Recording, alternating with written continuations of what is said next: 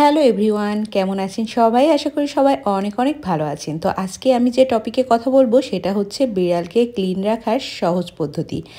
আমি আমার বিড়ালকে কিভাবে সবসময় ক্লিন রাখি সেই উপায়টাই আপনাদের সাথে শেয়ার করব।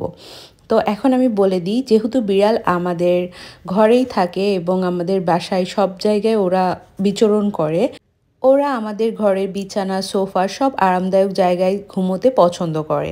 তো এই জন্য বিড়ালকে ক্লিন রাখাটা আসলে খুবই জরুরি বিষয়। তো শীত যেহেতু চলে এসেছে, আর শীতের মধ্যে বিড়ালকে গোসল করানো যাবে না, আর পরিষ্কার রাখার সবচেয়ে বড় উপায় হচ্ছে গোসল করানো। তো গোসল যেহেতু করানো যাবে না, গোসল ছাড়াও কিভাবে আমরা বিড়ালকে ক্লিন রাখবো, সবসময় পরিষ্কার পরিচ্ছন্ন রাখবো, যেন বিড়াল আমাদের সাথে ঘুমোলে, আমাদের বিছানায় উঠলেও আমাদের কোনো রকম অস্বস্তি ফিল না হয়, সেই জন্যই তো বিড়ালকে পরিষ্কার রাখা। তো দেখুন, আজকে আমি টুকুসকে কিভাবে ক্লিন করেছি আপনাদেরকে বলে দিই। আমি এই শীতের ৩-৪ মাস কোনোভাবে আমার বিড়ালকে গোসল করাই না, এবং গোসল ছাড়াও ওদেরকে আমি এভাবেই পরিষ্কার করি। তো কিভাবে করি? প্রথমে আমি একটা মগের মধ্যে কুসুম গরম পানি নিয়েছি, তার মধ্যে পেট শ্যাম্পু মানে বিড়ালের যে শ্যাম্পু, সেই শ্যাম্পু কয়েক ফোঁটা নিয়েছি। নিয়ে খুব সুন্দরভাবে গুলে ওর হাত পা দুটো ধরে আমি সুন্দর করে আমার নিজের হাতের সাহায্যে ভালোভাবে পরিষ্কার করে ধুয়ে দিয়েছি। দেখতেই পাচ্ছেন ওর পায়ে হাতে কিন্তু কোনো ময়লা একটুও অবশিষ্ট নাই। আর এই কাজে আপনারা অব্যবহার্য যে ব্রাশ থাকে আমাদের দাঁত মাজার, সেই ব্রাশটাও ব্যবহার করতে পারেন। তাহলে কিন্তু খুব সুন্দর ওরা আরাম পায় আর পরিষ্কারও হয়ে যায়। তারপর হাত পা পরিষ্কার করে মুছে আমি শুকনো কাপড় দিয়ে সুন্দর করে মুছে দিয়েছি। মুছে দেওয়ার পর কিন্তু আমি আরেকটা মগে কুসুম গরম পানি নিতে হবে অবশ্যই, যেহেতু শীতকাল, আর শীতকালে এই কুসুম গরম পানি ছাড়া ঠান্ডা পানি দিলে বিড়ালের ঠান্ডা লেগে যাওয়ার সম্ভাবনা খুব বেশি থাকে। তাই অবশ্যই আপনারা কুসুম গরম পানিটাই ব্যবহার করবেন, তাহলে আপনার বিড়াল সুস্থ স্বাভাবিক থাকবে ইনশাল্লাহ।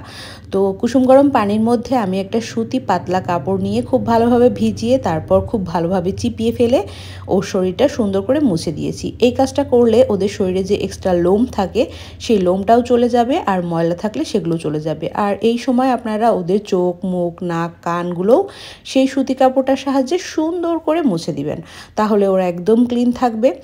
আর রেগুলার ওদের হাত পাগুলো এভাবেই ক্লিন করি আমি, যেন ওরা বিছানায় উঠলে বা সোফায় উঠলে আমার সোফা বা বিছানা একদমই নোংরা না হয়। তো আপনারাও কিন্তু বাসায় এভাবে ওদেরকে ক্লিন করতে পারেন। গোসল করিয়েই যে ক্লিন করতে হবে বিষয়টা এমন না। আমি গরমের দিনেও বিড়ালকে খুব কমই গোসল করাই। মাসে হয়তো খুব গরম পড়লে আমি 3 দিন বড় জোর গোসল করাই, আর বাকি সময়টা আমি এভাবেই বিড়ালকে ক্লিন রাখি। আর আপনারা আমার সব ভিডিওতে দেখেছেন আমার টুকুসের গায়ে কিন্তু কোনোভাবেই কোনো সময় ময়লা থাকে না। ওদেরকে আমি এভাবেই ক্লিন করি, আর এমন সুন্দর ক্লিন থাকে। তো আপনারাও বিড়ালকে গোসল করিয়ে অসুখের মুখে না ফেলে এভাবে ক্লিন করতে পারেন। আর এই পরিষ্কারের কাজটা আপনারা শীতের দিনে অবশ্যই রোদে বসে করার চেষ্টা করবেন, তাহলে ঠান্ডা লাগার সম্ভাবনা থাকবে না।